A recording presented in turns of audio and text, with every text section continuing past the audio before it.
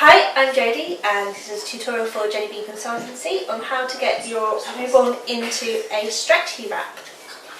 So for stretchy wraps there's two options depending on where your child's hips are. If they have quite a wide stance, then you put one leg on either side of the cross. If you've got a smaller baby who's holding their knees a little bit closer together, then we're going to keep them together. We're always going to respect what the baby wants to do naturally.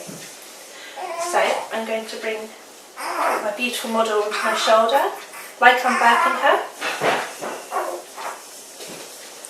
I'm then going to put one hand under the cross of my stretchy wrap, so going over the back of my hand. I'm going to then lower it to where I need to, and I'm going to bring her onto my chest. I'm always respecting her natural shape and how she wants to be. I'm then going to grab her feet, both feet, and bring them through the cross of the wrap. Because she's very tucked up, you might not be able to see the feet very clearly on the video, but we don't want any pressure on her feet because it might set off her marching reflex. Once you're happy with the positioning of your baby, check which side of your wrap is going under the top bun. So this one is my underneath side, so I'm going to come, grab the outside, bring it round my baby, all the way to the other side, and I'm going to pick it up and bring it up into my armpit a bit. Once that side's done, I can move on to the other side. So I'm going to come round my baby, all the way round to the other side. I now want to check that my baby's in a good position. I want to make sure that her airways are clear.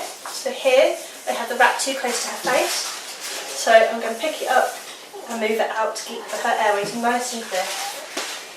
Okay. I want to make sure that she's nice and curled up in her natural comfort position and that there's no pressure on her feet at all from the wrap. So I'm just going to check that. I also want to offer her hands up. So having her hands up to her face will enable her to be able to communicate with me when she's hungry by chomping on her hands. If we have them tucked away, then she might get a little bit annoyed at me that she can't tell me she's hungry. So I'm going to do some twists. I'm going to show you a different twist on this side, where I'm going to pull the outside edge all the way down my arm. Put this one back again. And what I want to do is create a twist here to support her side. So I'm going to come down and twist. Can you see the twist here? Come down and twist. Now this lovely twist here is going to just help keep her more sturdy in the middle. I can then come out. She's turned her head into that section. Once I'm happy with all my positioning, my twists are where I want them to be, I want to lock this in. My locking system can be located in my armpit. So thumb all the way down. I'm going to grab the wrap, come round, and then open it up over her back. I want to come right up to my armpits so that it's in the nape of her neck. I'm just going to double check that we are all clear. This section here again, I want to make sure there's no pressure on her feet. So what I can do is slide back, find any slack and put it forward so this is nice and loose at the bottom. And this outside section is going to just lock it in and make sure nothing's going to come undone. She's nice and snugly in there.